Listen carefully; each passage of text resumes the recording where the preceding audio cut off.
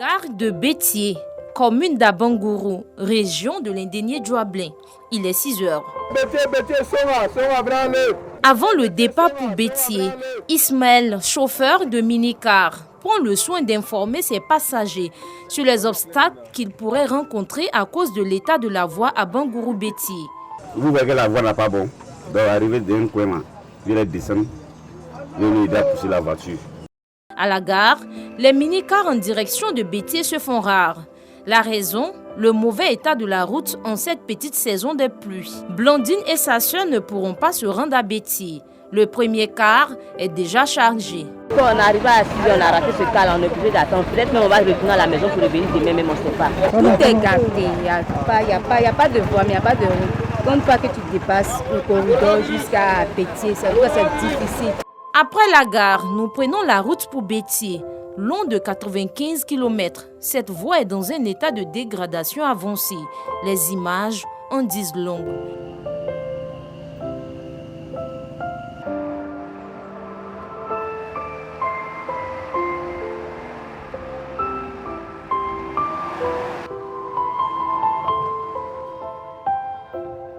Pendant que nous poursuivons notre tournage sur l'As à Bangourou-Bétié, nous retrouvons Ismaël et ses passagers.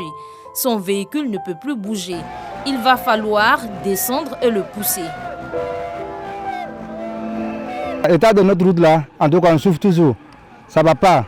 Quand ça pleut des fois là, on ne peut même pas bouger. On va faire 3 jours sans passer pour aller à Bangourou. Tout le temps c'est comme ça. On peut bouger jusqu'à aller à Bétié. Prendre de Bangourou à Bétié, ça ne va pas même. Souvent quand on prend la route, on vient faire retourner. La voiture nous laisse sur la route. Parce que la voiture, l'état de la route, ça fait que la voiture se gâte vite. Une situation difficile qui crée beaucoup de désagréments aux passagers qui en appellent à l'aide. Un jour même, j'ai parti au village avec mes 2 enfants. La route là, la voiture ne peut pas monter. On est descendu pour marcher. Chaque fois on va en mission ici, vraiment j'ai peur. Je ne dors pas même. Le mauvais état de la route, tant dénoncé par les populations de Bétié, n'échappe à aucun usager de cette voie. Notre véhicule de reportage a aussi fait les frais.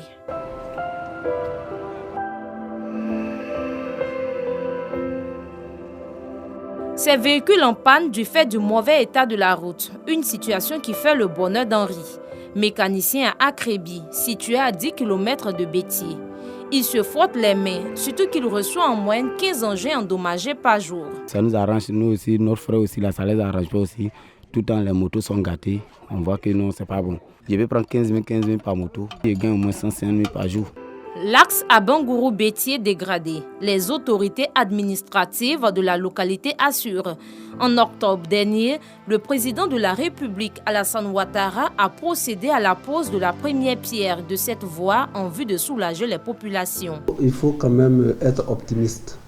Optimiste parce que le chef de l'État a posé en fin d'année dernière déjà le premier coup de pioche de la voirie qui va aller d'Abangourou à la frontière du Ghana jusqu'à Boisseau. Et puis donc en même temps, il y a Kasser Tobrou, Bétié, Djamala-Kro. Il faut espérer que ce problème de voirie va être d'un mauvais souvenir. Les populations rassurées par les propos du préfet du département de Bétié. Leur souhait, le démarrage rapide des travaux de bitumage de cette route. Pour l'heure à Bétié, les véhicules sont à l'image de la voie.